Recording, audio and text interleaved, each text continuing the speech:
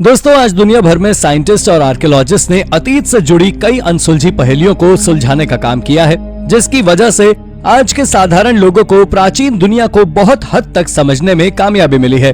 जैसे कि हजारों सालों पहले इंसान क्या खाता था, किस तरह से रहता था और कैसा दिखता था। इसके साथ ही आर्कियोलॉजिस्ट ने कई एंशिएंट सिविलाइजेशन की भी खोज की है, जिसकी वजह से हम जान पाए हैं कि आखिर प्राचीन सभ्यताएं कैसी थीं और कितनी विकसित थीं। लेकिन आज भी कुछ ऐसे स्थान और कुछ ऐसी चीजें दुनिया में मौजूद हैं जो हर किसी के लिए अभी भी एक रहस्य है, और इन पर आर्कियोलॉजिस्ट और साइंटिस्ट कई दशकों से रिसर्च करने में लगे हुए हैं। तो चलिए शुरू करते हैं इस वीडियो को और जानते हैं इन्हीं के बारे में। Number 10, the Baalbek stone. Baalbek एक अविश्वसनीय मॉन्यूमेंट है जो लेबनान में बेका वैली के एक पहाड़ी पर खड़ा है। दरअसल ये मॉन्यूमेंट एक विशाल मंदिर है जिसका निर्माण 3 से 4 हजार साल पहले फियोनीशियन द्वारा शुरू किया गया था। ये कुछ ऐसा है जिसे सभी को देखना चाहिए, क्योंकि इसके कुछ पत्थरों का वजन तो 800 टन तक का है। लेकिन अगर सोचा जाए तो ये प्राचीन लोगों ने बिना उपकरण के, बिना क्रेन के, बिना ट्रकों के और बिना किसी बड़े जहाजों के आखिर इन पत्थरों को वहां कैसे सजाया होगा, ये बात एक रहस्य है। आपको बता दें कि ऐसा ग्रह पर और कहीं नहीं है, लेकिन बालबेक का ये प्राचीन पत्थर आज से करीब हजारों साल पुराना है।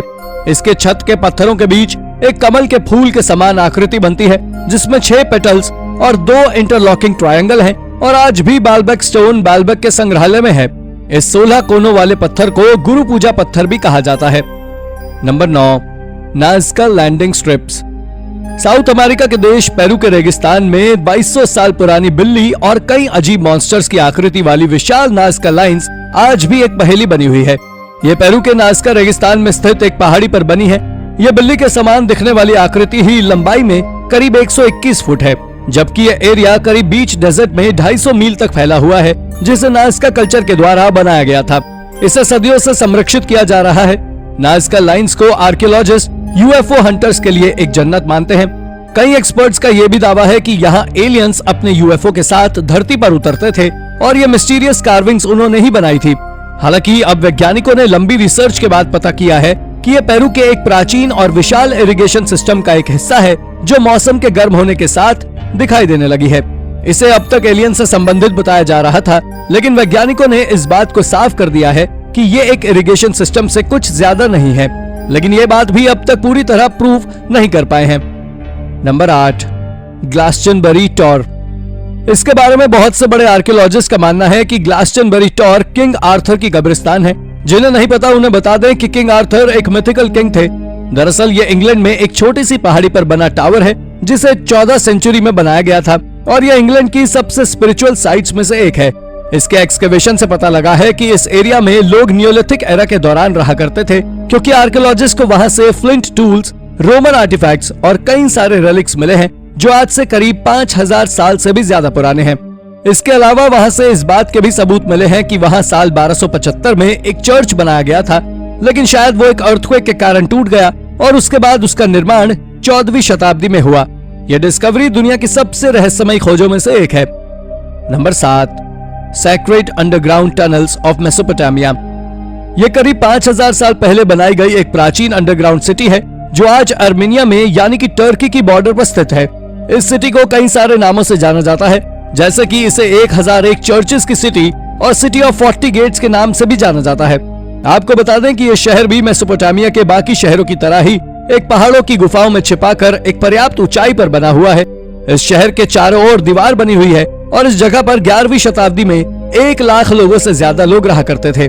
पर शायद आपको जानकर हैरानी होगी कि हाल ही में एक्सकेवेशन के दौरान आर्कियोलॉजिस्ट ने यह पता किया है कि लोग यहाँ ब्रॉन्ज एज के दौरान रहा करते थे। इसके बारे में बहुत सारी कहानी है कि यहाँ 5th सेंचुरी एडी में एक बहुत विशाल कासल था, पर आज वो वहाँ मौजूद नहीं है, जो आज तक एक रहस्य बना हुआ है। Number 6, band of holes in Peru.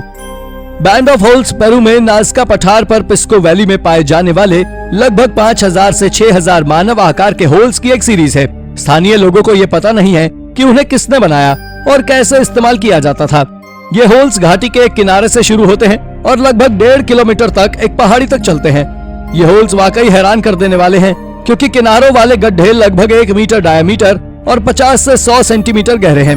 हाल ही में साल 2015 में UCLA के आर्कियोलॉजिस्ट ने ड्रोन और विमानों का उपयोग करके एक नक्शा तैयार किया है, और उसके बलबूते पे आर्कियोलॉजिस्ट ने ये अनुमान लगाया है कि ये होल्स इनका राज्य को श्रद्धांजलि देने के रूप में स्थापित हैं। हालांकि ये केवल अनुमान है कि शायद इन छेद का इस्तेमाल इस तरह से किया गया होगा, लेकिन सच्चाई से आज तक सब अनजान है। Number 5, ancient Abu Dhabi. दोस्तों, संयुक्त अरब अमीरात में आर्कियोलॉजिस्ट ने देश की सबसे पुरानी इमारतों की खोज की है। इसमें से एक इमारत कम से कम 8,500 साल पुरानी है। यह बिल्डिंग इससे पहले मिली इमारत से करीब 500 साल और पुरानी है। एक रिपोर्ट के मुताबिक देश के संस्कृति विभाग द्वारा चलाए जा रहे एक आर्कियोलॉजिकल कार्यक्रम के दौरान करीब 8,500 साल पुरानी बिल्डिंग को खोजा गया है। इस बिल्डिंग की खोज के साथ साथ आर्कियोलॉजिस्ट को यहाँ से कई प्राचीन और हजारों की तादाद में फॉसिल्स भी मिले हैं। इन सभी चीजों को देखते हुए एक्सकवेशन टीम के हेड ने कहा है कि यह खोज कोई साधारण खोज नहीं है, बल्कि प्राचीन अबू धाबी की खोज है। नंबर 4, राखीगढ़ी। राखीगढ़ी हरियाणा में है, जो सिंधु घाटी सभ्यता की सबसे बड़ी आर्कियोलॉजिकल साइट है। आर्कियोलॉजिस्ट ने हरियाणा में स्थित राखीगढ़ी की खोज को 1963 में अंजाम दिया था। दरअसल साइंटिस्ट ने 4500 वर्ष पुराने राखीगढ़ी कब्रिस्तान में मिले करीब 37 स्केलेटन में से 2 लोगों की खोपड़ी को दोबारा जोड़कर सिंधु घाटी सभ्यता के निवासियों के चेहरे की हूबहू आकृति बना दी है। राखीगढ़ी पुरातात्विक खोज के लीडर वसंत शिंदे ने टाइम्स ऑफ इंडिया की एक रिपोर्ट में बताया है, अब तक उन्हें इस बारे में कोई अंदाजा नहीं था कि आखिर सिंधु घाटी सभ्यता के लोग दिखते कैसे थे, लेकिन धीरे धीरे अब उनके चेहरे की आकृतियों का कुछ कुछ अंदाजा लग गया है। और उन्होंने ये भी कहा है कि इसके पहले तक सिंधु घाटी सभ्यता के लोगों की शारीरिक आकृति का ढांचा तैयार कर पाना अब तक का सबसे कठिन काम था, क्योंकि सभ्यता के कब्रिस्तानों और कब्रों से कभी पर्याप्त खोज नहीं हुई थी। लेकिन हाल ही में हुई इस खोज ने सब साफ कर दिया है। Number 3, the cremated remains of the Buddha. यह खोज चाइना के एक छोटे से गांव में की गई थी, जहां से आर्कियोलॉजिस्ट को एक मंदिर के खंडर से क्रीमेटेड रिमेन्स मिले थे। इस खोज को एक रहस्यमय सेरेमिक बॉक्स से किया गया था। उस सेरेमिक बॉक्स पर एक इंस्क्रिप्शन भी था, जिस पर लिखा था ये बॉक्स बुद्धा का है, जिसे लॉन्ग जिंग मोनास्ट्री के पुजारियों द्वारा वहां रखा गया था। आपको बता दें कि आर्कियोलॉजिस्ट को वहां से बुद्धा के करीब 2000 से ज्यादा क्रीमेटेड फ्रैगमेंट्स मिले, जिसमें हड्डियां और दांत भी शामिल थे। आपको बता दें, जब आर्कियोलॉजिस्ट ने इस पर कार्बन डेटिंग की तो उन्हें पता लगा कि उन क्रीमेटेड फ्रैगमेंट्स को वहां 1023 में दफनाया गया था। उसके साथ ही सबसे बड़ी हैरानी की बात यह भी है कि वहां से आर्कियोलॉजिस्ट को करीब 260 बुद्धिस्ट स्टैचूज भी मिले। ये सारी चीजें मंजूश्री टेम्पल के बीच में ही दफन थी। ये खोज सच में एक अमेज डिस्कवरी है। Number 2, Germany's ring sanctuary.